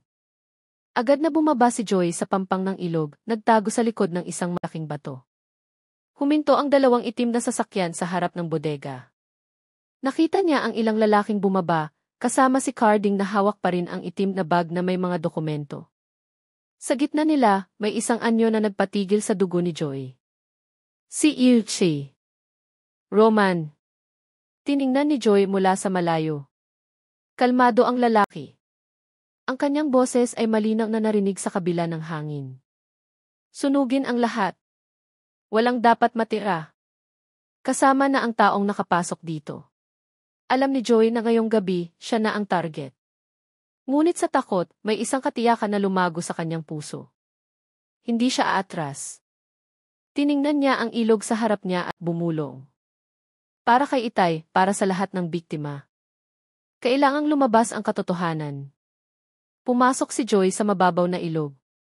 Ang tubig ay malamig, makagat sa balat. Hinayaan niyang dalhin siya ng agos palayo sa bodega na unti-unting nasusunog sa likuran. Ang apoy ay dumila sa mga dingding na yero at nagbigay ng pulang liwanag sa kalangitan. Ngunit sa gitna ng kadiliman, alam ni Joy ang isang bagay. Ang katotohanan ay maaaring sunugin, ngunit hindi maaaring puksain. Ang umaga sa San Fernando ay tahimik pagkatapos ng isang mahabang gabing puno ng pagtakas. Ang araw ay sumisikat pa lamang sa silangan. Ang sinag nito ay tumatago sa mga puno at sumasalamin sa ibabaw ng tubig ng ilog. Sa pampang, mag-isang nakaupo si Joy. Basa pa rin ang kanyang damit, magulo ang buhok, at pagod ang mukha. Ngunit sa kanyang mga mata, may kakaiba. May isang sigla na isinilang mula sa katapangan kagabi. Binuksan niya ang kanyang cellphone, tiningnan ang video na kanyang kinuha sa bodega. Medyo nanginginig ang imahe, ngunit malinaw ang boses ni Carding at Easy. Roman. Bawat pangungusap ay ebidensya na ang proyekto ay hindi isang ordinaryong pananaliksik. Alam ni Joy na sapat na ito para biyugin ang maraming tao, ngunit alam din niyang ang paglalantad ng katotohanan ay nangangahulugan ng panganib. Nag-vibrate ang kanyang cellphone. Isang hindi kilalang numero ang lumitaw sa screen. Nag-alinlangan si Joy ng ilang segundo bago sumagot. Mula sa kabilang linya, narinig ang isang malalim ngunit kalmadong boses. Ako to, si Mang Nestor. Ligtas ka ba, iho? Narinig kong nasunog ang bodega. Ligtas po ako, tay. Pero alam nilang nandoon ako. Mahina at puno ng pag-aalala ang kanyang boses. Natahimik sandali si Mang Nestor at maingat na nagsalita, huwag ka munang bumalik sa lungsod. Tiyak na hinahanap ka nila. May kakilala ako sa barangay hall ng Ampel. Dati siyang mamamahayag. Mapagkakatiwalaan siya. Pumunta ka roon mamayang hapon. Ikwento mo ang lahat at ipakita mo ang ebidensya sa kanya. Ang pangalan niya ay Mang Cesar. Tumango si Joy. Kahit sa telepono lang sila nag-uusap, bahagyang gumaan ang kanyang pakiramdam dahil mayroon pang pwedeng tumulong. Pagkatapos ng tawag, tumayo siya at tiningnan ang agos ng ilog. Ang tubig ay patuloy na dumadaloy, tulad ng oras na hindi hihinto dahil lang sa isang takot. Huminga siya ng malalim at bumulong sa sarili, hindi ako pwedeng umatras ngayon. Pagsapit ng hapon, nakarating si Joy sa barangay hall ng Ampel. Simple lang ang lugar, yari sa kahoy na may hardin na puno ng mga puno ng mangga. Sa beranda, isang lalaking nasa katanghali ang gulang ang nakaupo habang nagsusulat sa isang lumang notebook. Makapal ang kanyang salamin. Nang magpakilala si Joy, itinaas ng lalaki ang kanyang ulo at mumiti. Kaya pala, ikaw ang pinapunta ni Mang Nestor. Pumasok ka, iho. Sa loob tayo mag-usap. Umupo sila sa isang maliit na silid na puno ng mga lumang dyaryo. Sa dingding ay may nakasabit na lumang larawan ni Mang Cesar na maihawak na malaking kamera. Ikinuwento ni Joy ang lahat mula sa simula tungkol sa kanyang ama, kay Easy, Roman at sa nasunog na bodega. Nakikinig si Mang Cesar nang hindi pumuputol. Matalas ang kanyang tingin ngunit kalmado ang mukha. Pagkatapos ni Joy, dahan-dahan siyang tumango. Napakalaki ng katotohanan ito, Joy. Pero hindi madaling ilantad ito sa publiko. Maraming malalakas na tao ang nasa likod ng proyektong yan. Hindi sila mananahimik. Alam ko po, tay. Pero kung mananahimik ako, maulit lang ang lahat ng ito. Matagal na tinitigan ni Mang Cesar si Joy, pagkatapos ay binuksan ang isang drawer at inilabas ang isang lumang kamera at ilang maliliit na gamit. Kung ganoon, magsimula tayo sa pinakaligtas na paraan. Ipadala natin ang ebidensyang ito sa pambansang media gamit ang mga lumang koneksyon na pinagkakatiwalaan ko pa. Pero bago yan, tiyakin nating nakasave ang data sa maraming lugar. Kung mawala ang isa, mayroon pa ring lalabas. Tinulungan ni Joy na ikonekta ang kanyang cellphone sa lumang computer ni Mang Cesar. Kinopya nila ang video at gumawa ng ilang kopya. Pagsapit ng gabi, tanging ang huni ng mga kuliglig at ang ugong ng hangin ang maririnig sa labas. Tinitigan ni Mang Cesar ang screen ng computer at mahinang nagsalita. Minsan, ang laban ay hindi tungkol sa kung sino ang pinakamalakas, kundi kung sino ang pinakamatatag sa katahimikan. Tiningnan ni Joey ang mukha ng lalaki na para bang naririnig niya ang boses ng kanyang sariling ama. Naalala niya ang sinabi ni Mang Nestor, hindi kailangan ng mundong ito ng mas maraming galit. Sa katahimikan na iyon, naramdaman ni Joey ang isang bagong bagay na tumutubo sa kanyang puso. Hindi lang katapangan, kundi isang paniniwala na ang katotohanan ay dapat dalhin sa tamang paraan. Hating gabi, natapos nilang ilipat ang lahat ng data. Tiningnan ni Mang Cesar si Joey at tinapik ang kanyang balikat. Bukas ng umaga, ipapadala ko ang lahat. Magpahinga ka muna rito. Huwag ka munang umalis. Ngunit hindi makatulog si Joey. Mula sa maliit na bintana, nakita niya ang kalahating buwan na nakabitin sa langit. Naalala niya ang kanyang ama, ang kanyang mga kaibigan, lahat nang nawala dahil sa parehong kadiliman. Sa labas, umihip ang hangin, dala ang huni ng mga kuliglig at ang tunog ng tubig mula sa balon sa likod. Napakatahimik, ngunit sa puso ni Joey, may isang alon na hindi niya mapigilan. Alam niyang pagkatapos ng gabing ito, hindi na magiging pareho ang kanyang buhay. Nasa kamay na niya ang katotohanan, ngunit alam din niyang anumang oras ay maaaring dumating ang panganib.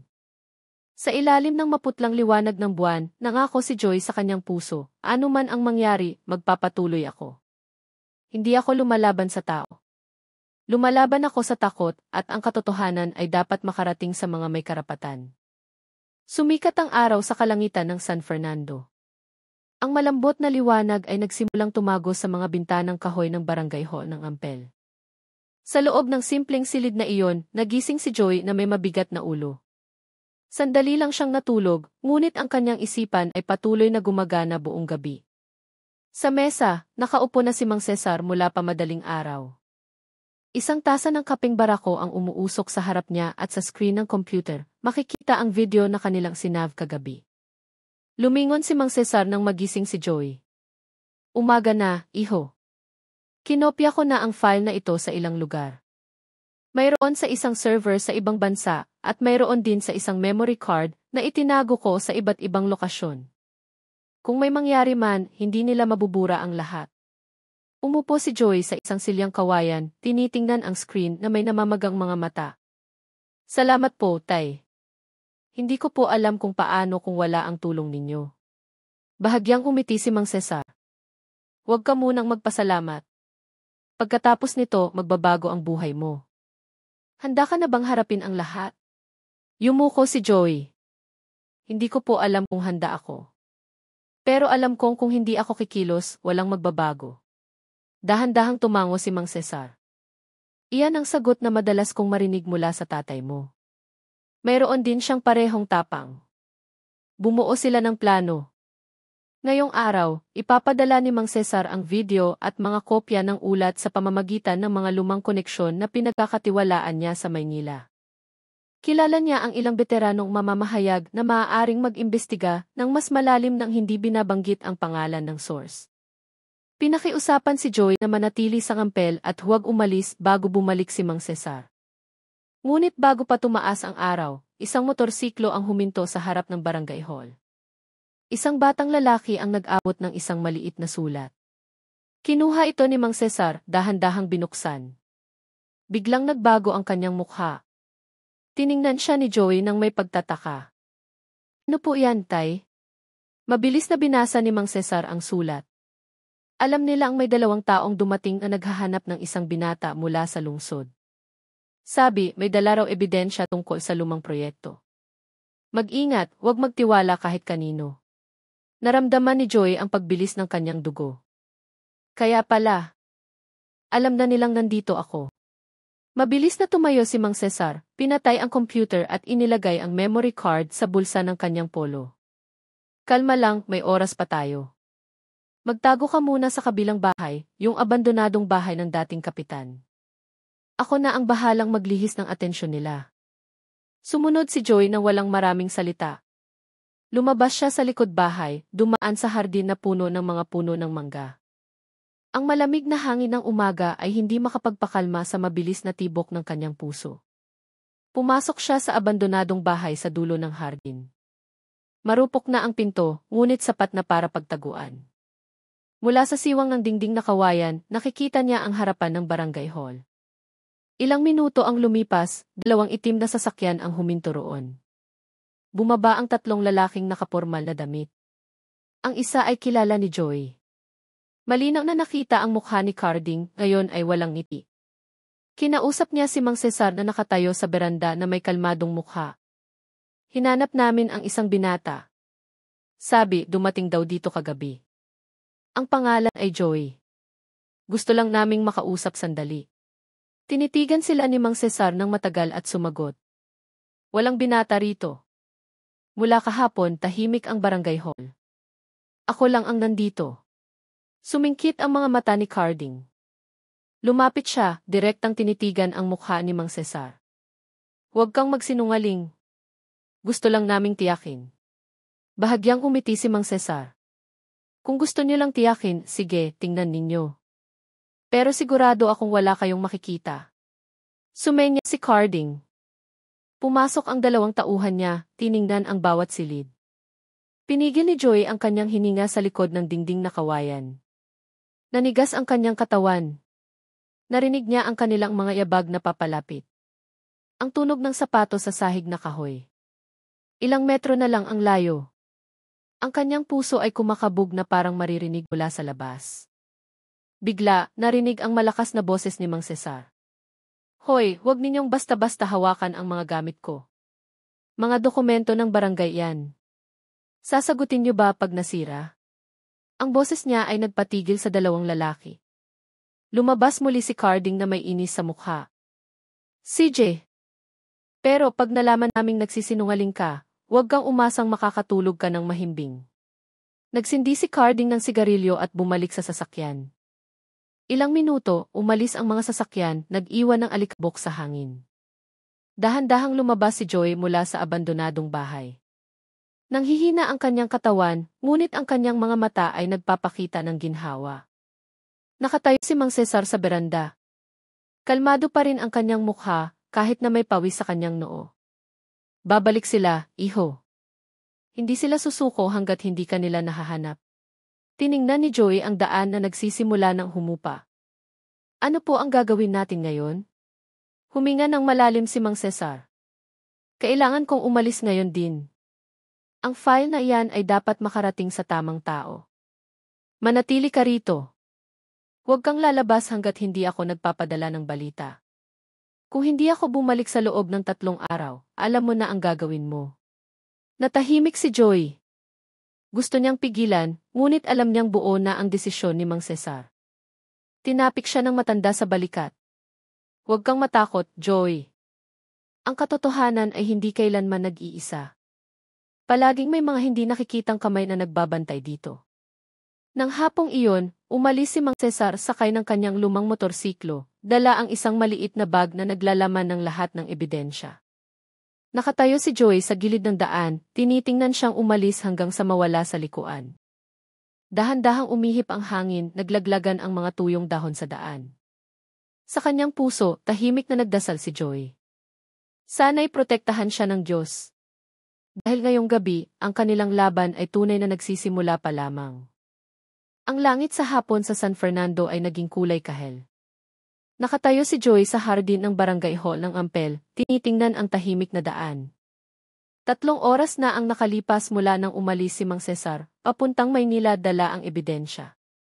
Ang tunog ng kanyang lumang motorsiklo ay umalinggaw pa rin sa tainga ni Joy, kasama ang kanyang huling mga salita na puno ng paniniwala, ang katotohanan ay hindi kailanman nag-iisa.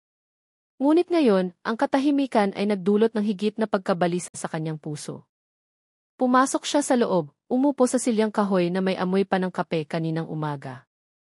Sa mesa, naroon pa rin ang mga talaan ng plano ng pagpapadala ng file. Binasa niya muli ang bawat sulat kamay ni Mang Cesar, na para bang naghahanap ng bagong pahiwatig. Ngunit ang natira na lamang ay isang pakiramdam ng pangungulila sa katapangan ng matandang iyon. Mabagal ang takbo ng oras. Lalong dumilim ang langit. Naglakad-lakad si Joy sa maliit na silid. Ang kanyang isipan ay puno ng mga tanong. Ligtas kayang nakarating si Mang Cesar? Naipadala na kaya ang file o may nangyari sa daan? Sa tuwing may maririnig siyang tunog ng motorsiklo, bumibilis ang tibok ng kanyang puso, umaasang iyon ay magandang balita. Ngunit hanggang sa dumating ang gabi, walang dumating. Nagsimulang umulan ng mahina. Ang mga patak ay tumatama sa yero, lumilikha ng isang ritmikong tunog. Umupo si Joy malapit sa bintana, pinagmamasdan ang tubig na dumadaloy sa daan. Sa katahimikan, lumipad ang kanyang isipan sa kanyang ama, kay Mang Nestor, at ngayon kay Mang Cesar. Lahat ng mabubuting taong nakilala niya ay laging nagdadala ng liwanag, ngunit nagdadala rin ng sugat dahil sa katotohanan. Bigla, may narinig siyang mga yabag sa labas. Umayos ng upo si Joy, nanginginig ang lampara sa mesa dahil sa hangin. Tinitigan niya ang pinto na dahan-dahang bumukas. Lumitaw ang isang binatang nakasuot ng lumang kapote. Basa ang kanyang mukha, ngunit matalas ang kanyang mga mata. Ikaw si Joy. Patag ang kanyang boses, halos walang emosyon. Tiningnan siya ni Joy nang may pag-iingat. Sino ka? Inalis ng lalaki ang kanyang kapote, ipinakita ang isang maliit na i sa kanyang dibdib. Ang pangalan ko ay Leo, mamamahayag mula sa Maynila. Kilala ko si Mang Cesar. Tinawagan niya ako bago umalis. Pinapunta niya ako dito kung may mangyari. Hindi makapaniwalang tiningnan siya ni Joy. Kaya pala, inasahan na niya ang lahat ng ito. Tumango si Leo. Pero may masamang balita, Joy. Sa daan papasok ng lungsod, narinig ko mula sa isang kakilala na isang matandang lalaki ang naaksidente sa tulay ng ungu. Ang mga deskripsyon ay tumutugma kay Mang Cesar. Tila huminto ang mundo ni Joy. Nitigan niya si Leo nang walang salita. Ang ulan sa labas ay lalong lumakas. Isang kulog ang dumaan sa malayo. Inilagay ni Leo ang isang maliit na bag sa mesa. Basa pa ito. Ito ang gamit ni Mang Cesar. Sabi niya, kung mahanap kita, ibigay ko ito. Dahan-dahang binuksan ni Joy ang bag. Sa loob, may isang brown na folder at isang maliit na memory card na nakabalot sa plastic. Sa tabi nito, isang papel na may nanginginig na sulat kamay, kung hindi ako makabalik, ipagpatuloy mo ito. Huwag mong hayaang lunurin ang takot ang katotohanan. Magtiwala ka, ipapakita ng Diyos ang daan para sa mga tapat. Matagal na tinitigan ni Joy ang sulat. Tumulo ang kanyang mga luha nang hindi namamalayan. Tumayo si Leo sa tabi niya, malungkot ngunit matigas ang mukha. Wala na tayong maraming oras, Joy. Tiyak na alam na nilang hindi pa naipapadala ang file. Kailangan nating kumilos ngayong gabi. Humigpit ang hawak ni Joey sa memory card. Sa kanyang dibdib, ang takot at kalungkutan ay naging determinasyon. Dahan-dahan siyang tumango. Sige, itutuloy ko ang sinimulan ni Mang Cesar. Pero sa pagkakataong ito, hindi ako mag-iisa. Huminga sila ng ulan. Sa labas, ang kulog ay papalayo na. Nagsimulang huminahon ang langit, tanging maliliit na patak na lang ang natira sa mga dahon ng saging. Pinaandar ni Leo ang kanyang motorsiklo at tiningnan si Joy. Punta tayo sa lumang terminal sa kanluran ng lungsod. May kakilala ako roon na pwedeng magpadala ng file na ito ng walang bakas. Lumingon sandali si Joy sa direksyon ng barangay hall. Ang lugar ay tila walang laman ngayon. Bumulong siya bago umalis. Salamat po, Tay. Pangako, hindi dito hihinto ang katotohanan. Sumakay sila sa madilim na daan patungo sa lungsod. Ang malamig na hangin ng gabi ay humampas sa kanilang mukha. Sa malayo, ang mga ilaw ng lungsod ay nagsimulang makita sa likod ng hamog. Humigpit ang hawak ni Joy sa bag, na para bang hawak ang huling habilin mula sa isang taong handang isakripisyo ang lahat para sa liwanag ng katotohanan. Ngunit lingid sa kanilang kaalaman, dalawang itim na motorsiklo ang dahan-dahang sumusunod sa likuran, nagpapanatili ng distansya. Patay ang kanilang mga ilaw, tanging ang halos hindi marinig na tunog ng kanilang makina. Sa likod ng madilim na helmet, isang tao ang nagsasalita sa isang maliit na aparato sa kanyang tainga. Ang target ay gumagalaw na papuntang kanluran. Hintayin ang susunod na utos. At nang gabing iyon, sa tahimik na daan sa pagitan ng kagubatan at lungsod, muling sinubok ang pakikibaka ni Joy. Ang hangin sa gabi sa daan patungo sa lungsod ng San Fernando ay mahalumigmig pagkatapos ng ulan. Ang mga ilaw sa poste ay marahang kumikislap sa gitna ng manipis na hamog. Dahan-dahang umandar ang lumang motorsiklo ni Leo. Paminsan-minsan ay dumudulas ang gulong nito sa mga putik. Nakaupo si Joy sa likod, yakap ang maliit na bag na naglalaman ng memory card at brown na folder. Ang malamig na hangin ay tumutusok sa balat, ngunit ang kanyang puso ay nag-aalab sa pagkabalisa at pighati. Huminto sila sa gilid ng daan malapit sa isang gubat ng teka, kung saan nagsisimulang bumaba ang kalsada. Pinatay ni Leo ang makina at tiningnan si Joy. Hindi tayo pwedeng dumaan sa pangunahing daan. Maraming checkpoint doon. Tiyak na nagkalat na sila ng mga tao. Dumaan tayo sa lumang daan sa Barangay Ngungo. Makitid pero ligtas. Tumango si Joy nang walang salita. Iniisip pa rin niya ang mukha ni Mang Cesar, ang kanyang kalmadong ngiti at ang huling mensahe na ngayon ay isang mabigat na pasanin. Muling pinaandar ni Leo ang motorsiklo. Ang tunog ng makina ay marahang tumagos sa katahimikan ng gabi. Nang dumaan sila sa isang maliit na tulay na kahoy sa gitna ng gubat, nakita ni Joy ang isang liwanag mula sa malayo. Dalawang ilaw ng motorsiklo ang matalas na nakatutok sa kanila. Binagalan ni Leo ang takbo. Sino sila? Tanong ni Joy nang mahina. Hindi sumagot si Leo, pinihit lang ang manibela at binuksan ang buong ilaw. Dalawang itim na motorsiklo ang malinaw na ngayong nakikita. Bumulong si Leo. Sila yung mga galing sa bodega. Kumapit ka ng mahigpit, Joy. Kailangan nating magmadali.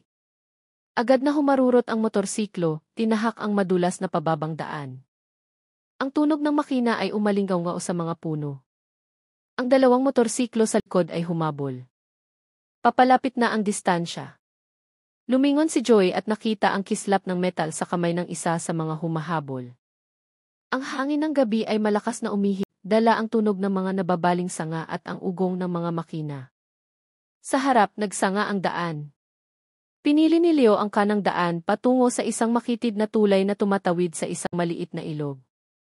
Nang malapit na sila sa gitna, binangga ng isa sa mga kalaban ang kahoy na bakod ng tulay. Nagkalat ang mga piraso ng kahoy, tumalsik ang tubig mula sa ilog. Yumuko si Joy, nanginginig ang katawan. Ngunit nanatiling kalmado si Leo, kinokontrol ang motorsiklo habang mabilis na lumilingon. Hindi sila titigil hanggat hindi tayo nahuli. Pagkatapos ng tulay, liliko tayo sa kanan.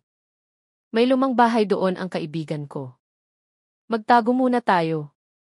Patuloy silang umandar, mabigat ang paghinga ni Joy, ang kanyang mga mata ay nakatingin sa makapal na hamog sa harap. Bawat likuan ay parang isang patibong. Sa wakas, nakarating sila sa isang lumang bahay sa gilid ng palayan. Ang mga dingding ay yari sa tabla, ang bubong ay kalawangin na yero. Pinatay ni Leo ang motorsiklo, sumenyas na manahimik si Joy. Pumasok sila sa likod bahay. Walang laman ang bahay, tanging ilang lumang silya at isang aparador na kahoy. Umupo si Joy sa sahig, sinusubukang pakalmahin ang sarili. Isinara ni Leo ang lahat ng bintana at nagsalita ng mahina. Hindi tayo pwedeng magtagal. Pagdating ng umaga, kailangan nating pumunta sa terminal sa kanluran. Mula doon, maipapadala ko ang file sa isang ligtas na koneksyon. Tumango si Joy. Ngunit bago pa siya makapagsalita, may narinig silang mga yabag sa labas. Nagkatinginan sila. Kumuha si Leo ng isang mahabang piraso ng kahoy, sumenyas na magtago si Joy sa likod ng aparador. Pinigil ni Joy ang kanyang hininga. Papalapit ang mga tunog. May sumipa sa pinto hanggang sa bumukas ito. Dalawang anino ang pumasok na may hawak na flashlight. Isang malalim na boses ang narinig. Alam kong nandito kayo. Huwag nang magtago. Ibigay niyo ang file at baka makalabas pa kayo ng buhay. Pinikit ni Joy ang kanyang mga mata. Papalapit ang mga yabag. Naghintay si Leo ng tamang pagkakataon at malakas na pinalo ang unang lalaki. Ang palo ay tumama sa kamay ng kalaban, isang sigaw ang narinig. Lumabas si Joy mula sa pinagtataguan, kinuha ang bag mula sa sahig. Ngunit agad siyang hinila ng pangalawang lalaki. Nahulog ang bag at kumalat ang laman nito. Isang maliit na memory card ang dumula sa sahig at huminto malapit sa isang lumang kalan. Sinubukan ni Joy na abutin, ngunit itinulak siya hanggang sa matumba. Binangga ni Leo ang kalaban mula sa likod. Pareho silang nahulog, tumama sa isang mesa. Ang tunog ng nabasag na kahoy ay umalingaw-ngaw. Sa kaguluhan, nakuha ni Joy ang memory card at tumakbo palabas. Muling umulan ng mahina. Madilim pa rin ang langit. Tanging ang liwanag ng kidlat ang paminsan-minsang nag-ilaw sa palayan. Tumakbo siya nang hindi lumilingon. Humihingal, nanginginig ang tuhod. Mula sa loob ng bahay, narinig ang isang malakas na tunog na parang bumagsak na mabigat na bagay. Pagkatapos, katahimikan. Huminto sandali si Joy sa gilid ng daan, lumingon sa likod. Madilim ang bahay, walang senyales ng buhay. Tanging ang tunog ng ulan na patuloy na tumutulo. Hawak niya ang memory card. Sa kanyang puso, nagdasal siya. Sana ligtas si Leo. Itutuloy ko ito. Naglakad si Joy nang mag-isa sa ilalim ng ulan, patungo sa lungsod na nagsisimula ng makita sa malayo. Ang mga ilaw ay malabo sa likod ng hamog. Sa kanyang kamay, isang maliit na piraso ng plastik na naglalaman ng katotohanang maaaring yugyugin ang mundo. At sa bawat hakbang, may isang boses sa kanyang puso na patuloy na bumubulong. Huwag kang hihinto, Joy. Ang katotohanan ay naghihintay sa dulo ng daan. Dahan-dahang dumating ang umaga sa lungsod ng San Fernando. Kulay abo pa rin ang langit, dala ang mga labi ng ulan kagabi. Naglakad si Joy sa mga kalsada ng lungsod na may mahinang mga hakbang. Basa at puno ng putik ang kanyang damit, ngunit ang kanyang pagkakahawak sa memory card ay hindi kailanman bumitaw. Ang kanyang mga mata ay nakatuon sa unahan, naghahanap ng isang lugar na makapagbibigay ng kaunting pag-asa.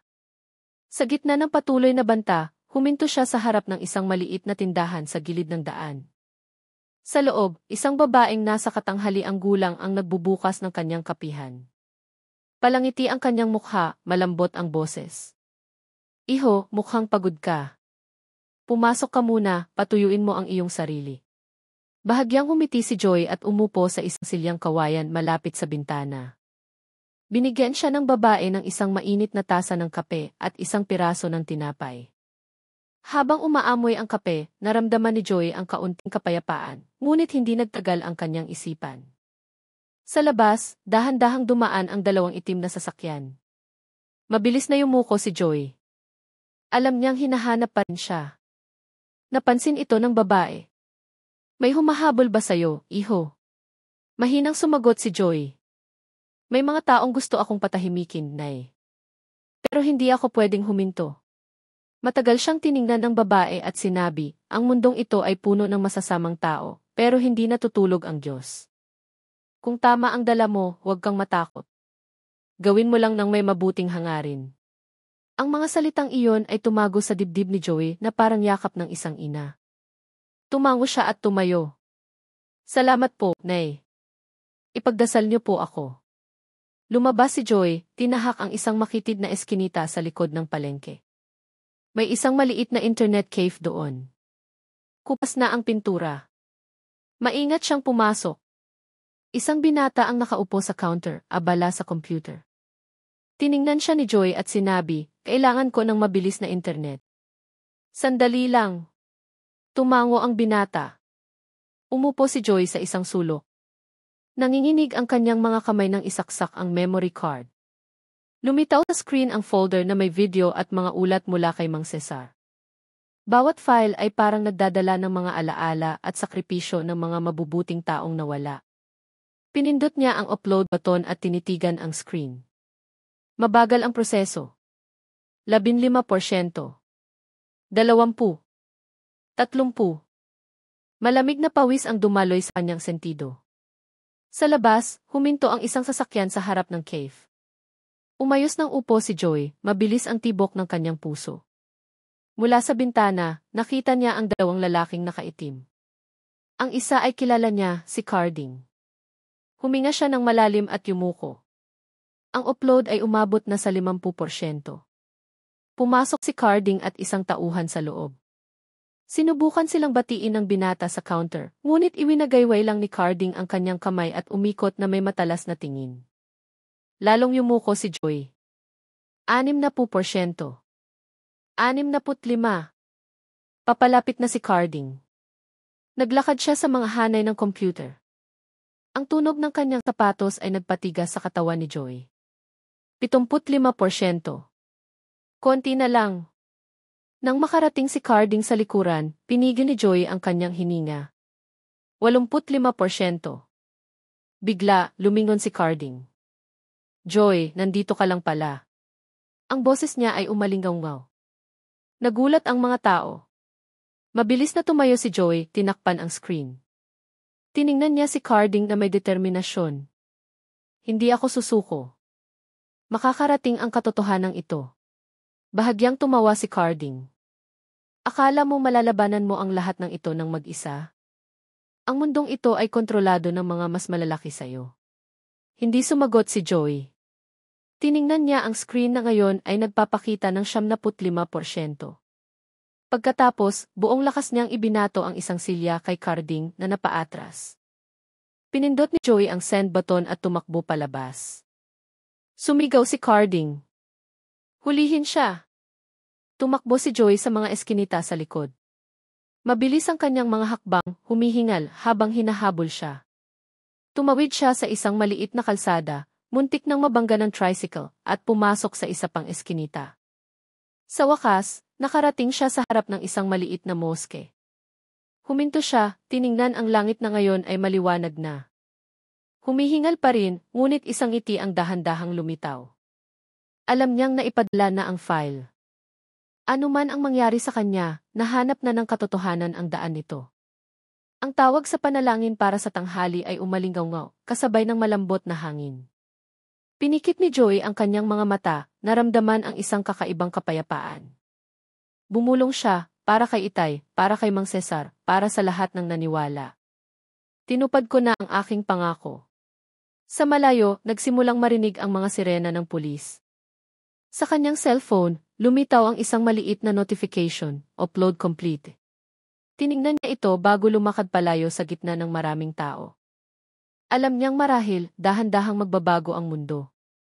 Ngunit sa araw na iyon, sa isang maliit na lungsod na nagngangalang San Fernando, isang binata ang muling nagpaalab sa liwanag ng katotohanan. Ilang araw ang lumipas. Mula nang kumalat ang video at mga dokumento sa media, naging sentro ng atensyon ang San Fernando. Sa telebisyon, patuloy na lumalabas ang mga balita tungkol sa isang madilim na network at mga karumal-dumal na gawain na kinasasangkutan ng malalaking pangalan. Marating ang mga mamamahayag, iisa ang tanong, sino si Joy? Ang binatang naglakas loob na ibunyag ang lahat. Ngunit walang nakakaalam kung nasaan siya. Nawala si Joy na parang bula. Samantala, sinimula ng mga pulis na arestuhin ang maraming tao. Lumabas ang pangalan ni Carding sa balita. Nahuli siya sa isang pantalan habang sinusubukang tumakas. Si Ilchi Roman ay sa wakas ay nahuli rin. Ang dating itinuturing na pilantropo ay nakayuko na ngayon, nakasuot ng orange na damit ng bilanggo. Maraming lihim ang nabuksan. Sa isang simpleng bahay sa tabi ng ilog, tinitingnan ni Mang Nestor ang telebisyon. Nanginginig ang kanyang mga kamay, nagluluha ang kanyang mga mata. Sa wakas, dumating din ang hustisya. Fidel, tinupad ng anak mo ang kanyang pangako. Habang sa isang burol sa labas ng lungsod, nakaupo si Joy sa ilalim ng isang malaking puno, nakatingin sa langit. Ang hangin ay malambot na umiihip. Mula sa isang maliit na radyo, narinig ang balita. Nangako ang gobyerno na bubuksan muli ang mga lumang kaso. Bahagyang umiti si Joy. Pagod ang kanyang mukha, ngunit malinaw ang kanyang mga mata. Sa kanyang puso, narinig niya ang boses ng kanyang ama, ang katotohanan ay maaaring itago, ngunit hindi maaaring patayin. Pinikit ni Joy ang kanyang mga mata. Naalala niya ang lahat ng nawala, ang kanyang tapat na ama, ang matapang na si Mang Cesar, at si Leo na hindi niya alam kung buhay pa. Silang lahat ang nagpaalab ng tapang sa loob niya. Tumingin siya sa ilog at bumulong, isa lang akong maliit na tao, pero naniniwala akong hindi kailanman nag-iisa ang kabutihan. May mga batang tumatakbo sa di kalayuan, nagpapalipad ng saranggola. Umiti si Joy na parabang nakikita ang kanyang sariling kabataan. Kinuha niya ang isang notebook at nagsulat, ang katotohanan ay hindi para maghiganti, kundi para alalahanin, upang wala nang masaktan pa ng kasinungalingan. Isinara niya ang aklat. Ang langit ay naging kulay ginto.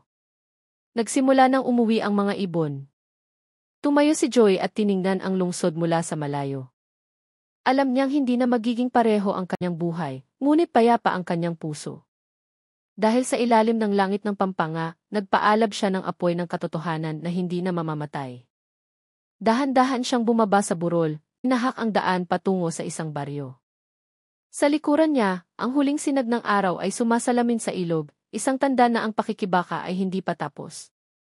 Ang radyo sa lumang motorsiklo ay tumutugtog pa rin. Ang lungsod ng San Fernando ngayon ay isang simbolo ng katapangan. Isang binatang walang pangalan ang yumugyog sa pader ng kasinungalingan. Huminto sa dali si Joy at tiningnan ang langit. Ngumiti siya at bumulong, "Salamat, Itay. Nahanap ko na ang aking liwanag." Ang lumang motorsiklo ay dahan-dahang umandar sa maliit na daan, tumago sa hamog ng dapit hapon. Sa itaas ng langit ng Pampanga, isang sinag ng liwanag ang nananatili. Isang pangako na hanggat may mga taong tapat, ang katotohanan ay hindi kailanman mawawala.